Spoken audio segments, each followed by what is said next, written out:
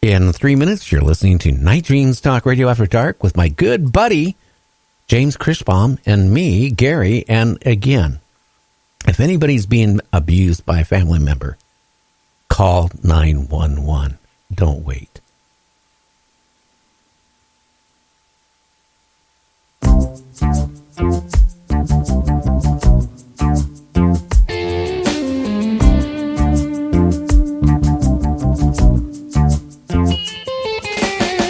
Life's journey, some ask themselves why the big time is passing by.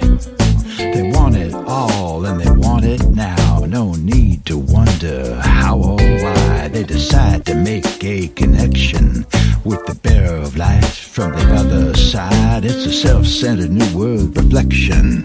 It's a one-way ticket for one hell of a ride. They're making a deal. Whether down at the crossroads or Hollywood and Vine, they're making a deal. Gonna have it all for a moment in time.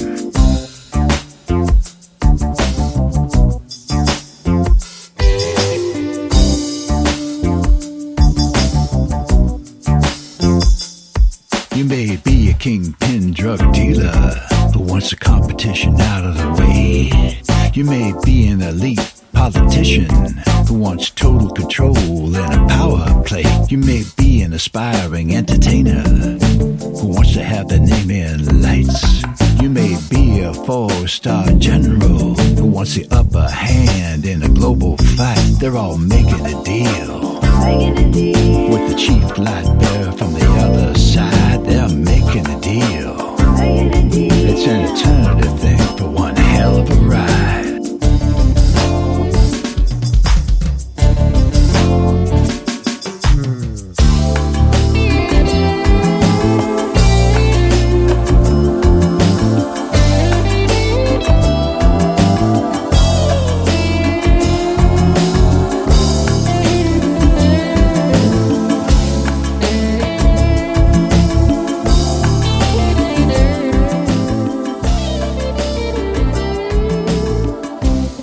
Do you have a paranormal story you want to share on Night Dreams Talk Radio? You could be a guest.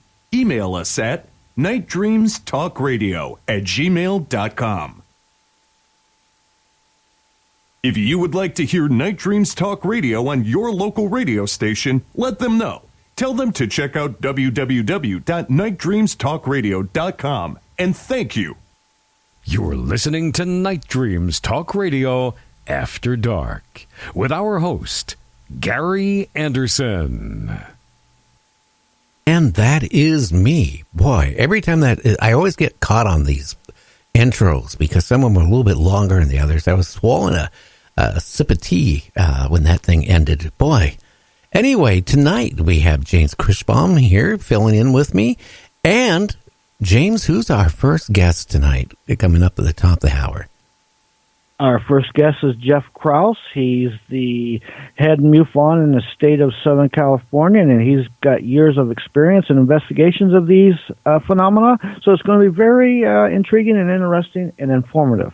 And guess his best friend is Earl Grey, or one of his good friends. Another thing, he plays a mean guitar. So, you know, his main part of his life was always been music. And then when he was young, he got, interested in UFOs. So we're going to find all about that here tonight after the top of the hour. So I hope everybody, Christmas time, it's crazy out there. My son comes over here. I have 8 children. 8. 2 girls, the rest are boys or men or whatever they are. I can tell you, my one son comes over, Michael, and he goes, "Guess what, Dad? For $140, I got a 55-inch TV at the Big W." Yeah. And I was totally shocked. $140 some plus tax for a 55-inch TV. Yep. And another thing, I think a lot of them are being blown out because they're smart TVs. And there's been a big issue going around. I don't know if you guys out there have seen it. The FBI has been constantly telling people, cover up the camera if you got a smart TV, number 1. Number 2 is watch where you go to on the internet with it, because they're being hacked right and left. And don't, make sure if you do put it in your bedroom, guarantee, put tape over it, the camera. Otherwise, you might be entertaining people out there and find yourself all over the dark internet. Could you imagine, James, a husband and a wife, 70 years old, just doing their monthly chore they do, and they're on, the dark net? I reported on that story last night at one of my news segments, and when you speak of their chore, what were you talking about? Dusting off the bed sheets? No, having sex. SEX.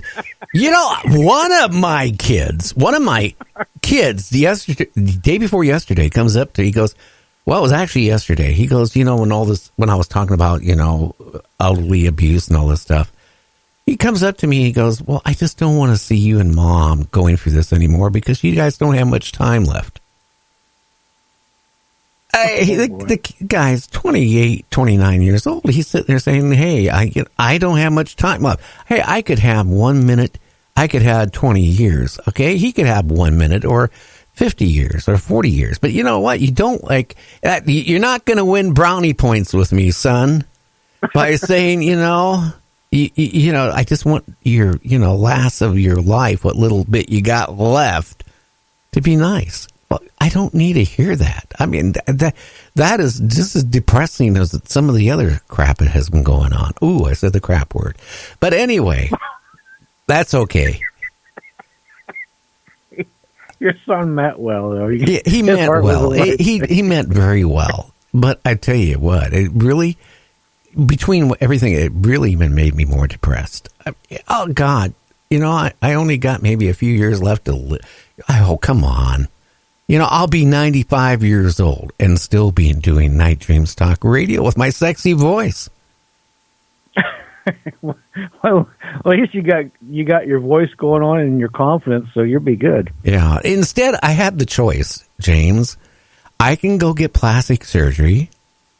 Okay, that's option A, for about $8-9 grand, and make me look about 10 years younger. And if I want to look like 12 years younger, I'm going to spend 20-30 grand.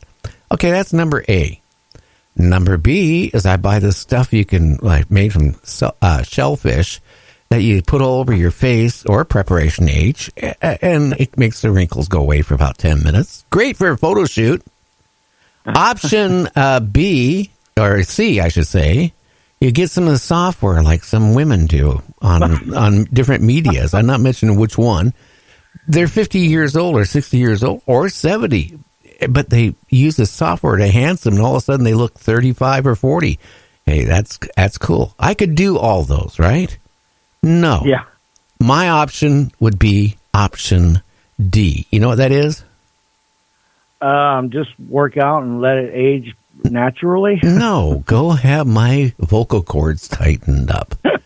I mean, come on. Yeah, you think I want to talk like this? No, seriously. Now listen to my voice and listen to a lot of guys my age. People are always emailing me. They're shocked if I say, hey, I'm going on 68. They go, oh my God, I thought you were in your 50s. Hey, I just have one of those golden voices from the gods. That's right.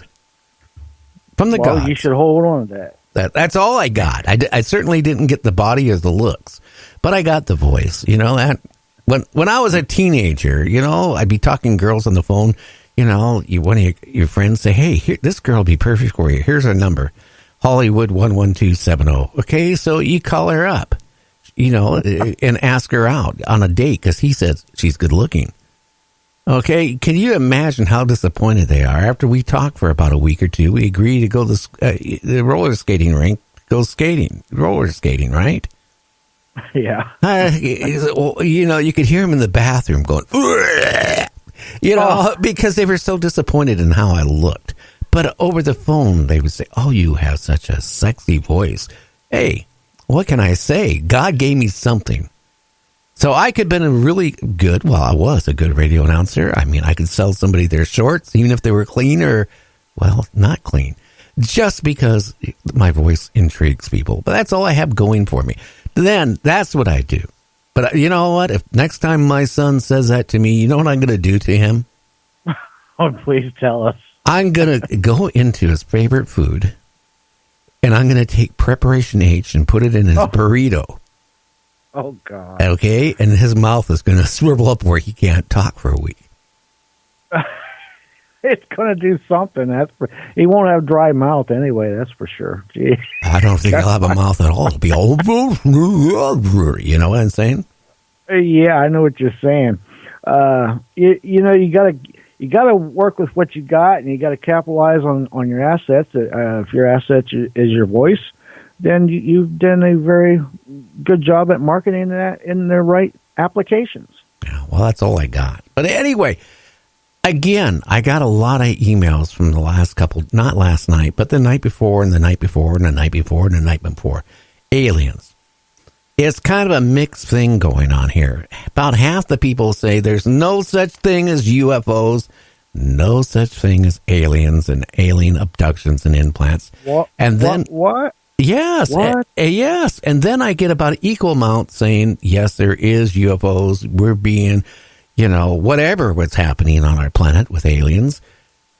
All I can tell everybody is there's something going on. I don't know what it is. Is it the paranormal? Is it? Or is it, you know, it seems to be a big excuse, James, nowadays. If you notice some of the Bigfoot hunters, like Moorhead, right down the line, or UFOologists are now starting to say, because they don't have answers. They haven't been able to find answers. None of us have, right? So now they're saying, well, maybe it's interdimensional. Maybe it's coming from our own planet. Maybe it's paranormal. You know, and in other words, they don't know what they're saying at all because they don't have no answers. But they're swaying back because, you know, come on. Common sense tells you we couldn't have built the pyramids without help. Duh. Okay? The Incas couldn't have had their civilizations, or the Mayas could never have their civilizations unless they had some type of help. Think about that, folks. And I still think, you know, I have had people on it claim that the pyramids were made by slaves, not by aliens. They dug canals in the sand 20 miles long and filled it with water and floated barges down and then offloaded the big 20-ton stones and 10-ton stones off by having a whole bunch of people walk on the opposite end of the barge to raise it up so they could offload it. Okay, if they did that, then how they still stack it? Number one, people, I said this before in the show, go get a bucket of sand, make a nice little canal in it, 2 inches wide by the length of the bucket going across, right? See how much water it takes to fill it up. Duh. There's no way they could have made a canal and filled it with water to transport barges, because the water would have been sucked in like a sponge. Yeah, there's been all trouble. And, you know, that's just one civilization that's going on. You know, there's another place, I think it's in North Africa or India, where there's 11 churches built out of solid rock. I mean, these are huge churches, each one built into the ground, into solid rock. And all that material, all finally detailed and everything inside and out these rooms, and all the material they removed, there's nowhere to be found. And it's like, how do you do that? How do we do that today if we wanted to build this giant church all with rooms and details, fine detailed? Can't. Out of solid rock. How do you do that? Can't. Flow Industries in Kent, Washington was the first ones that came out with precision cutting equipment used in high-powered water. Okay? Not the technology, even now, you can't do what they did. Now, come on, the tools, the metal they used wasn't case hardened. It wasn't steel. How are they going to sit there and cut into grand